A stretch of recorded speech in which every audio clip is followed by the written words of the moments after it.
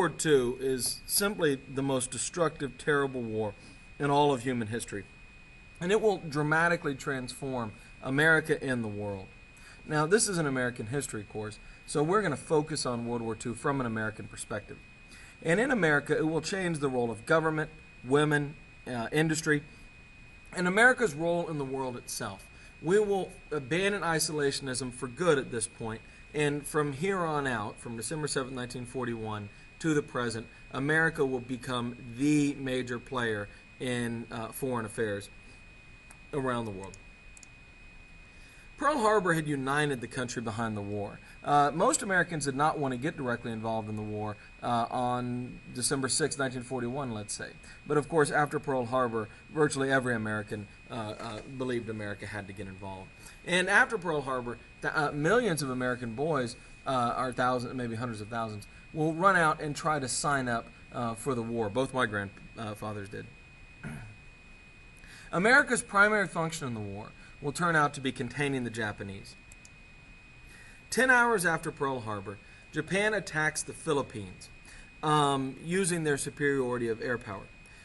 Guam falls on December 10th, 3 days later.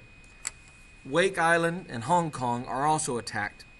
Singapore, which is controlled by the British, will be taken in February of 1942. The Dutch East Indies and Burma will fall next. So within a span of just a couple of months, Japan has dramatically expanded their control in the Pacific.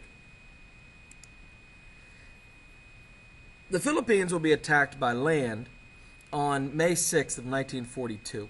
The American soldiers there, those that are left behind, those that don't escape, are submitted to something called the Bataan Death March, where they are marched across the island, and the vast majority of them die.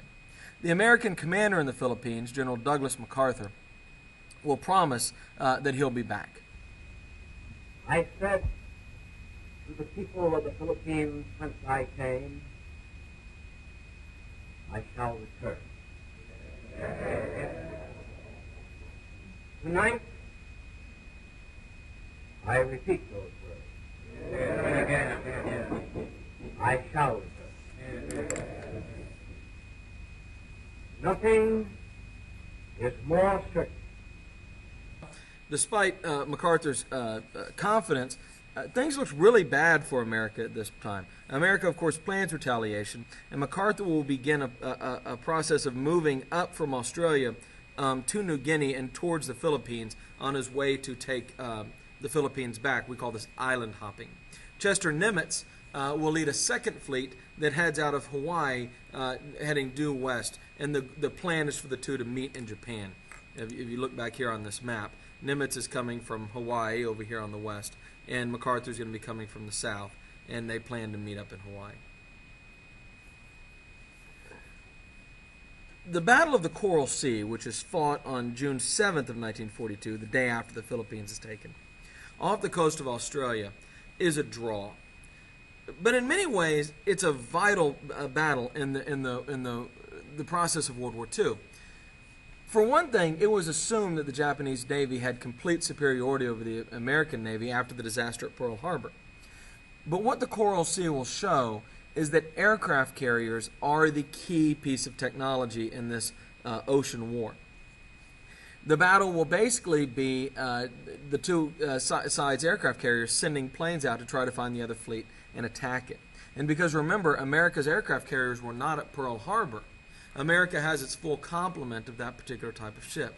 And so the Battle of Coral Sea, while neither side wins, they fight to a draw, is crucial because it teaches both sides really that this is no longer about who has the biggest battleships with the most powerful guns. It's about the airplanes. That's going to be the dominant thing. A month later, from June 3rd to June 6th, the Japanese and the Americans will meet in the Battle of Midway. Now, the Japanese were trying to set up a trap. They were trying to lure the American fleet into Midway, where they were going to ambush it. Midway is a little bitty island west of the Hawaiian Islands. But a group of Americans had broken the Japanese military code, and they knew that it was a trap.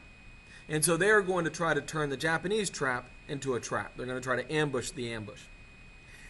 And essentially what happens is both fleets sit in the waters off of Midway, And they send their airplanes out every day looking for the other fleet.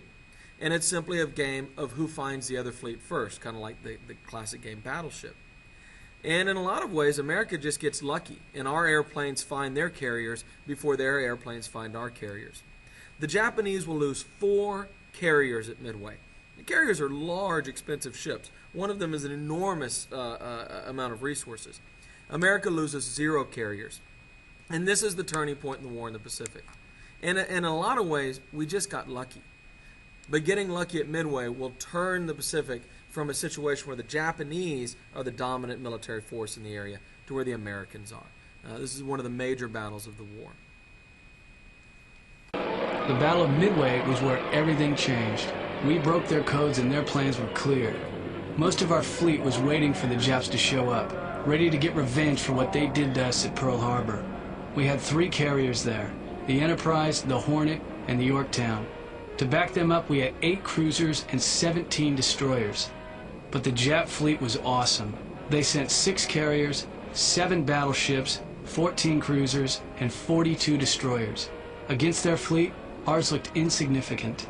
The battle lasted 3 days, and when the smoke cleared, we saw the damage we'd done. We took out 4 of their carriers, the Akagi, the Kaga, the Hiryu, and the Soryu, and the heavy cruiser Mikuma. All up, we only lost 1 carrier, the Yorktown, and a single destroyer. But it wasn't just ships that the Japs lost at Midway. We also splashed twice as many of their planes as they got of ours. A lot of good Japanese pilots were shot down at Midway, and I don't think their Air Corps ever recovered. In just 3 days, we'd broken the back of their fleet. Their carrier strike force, the Kiru Batai, was all but wiped out. Even with their fleet wrecked, the Japs still had control of most of the Pacific. And thousands of miles south of Midway, the Japanese took control of Guadalcanal. Guadalcanal, which is in the Solomon Islands, will mark the first American ground offensive in the Pacific theater. But Guadalcanal will dampen the enthusiasm after Midway, as we begin to understand how brutal and difficult and terrible it is to try to root the Japanese off of these islands. It will take 6 months for American Marines to dislodge the Japanese from this one island. And of course, the Pacific is now full of islands occupied by the Japanese army. But Guadalcanal and Midway combine to end Japanese offensive capabilities to the south.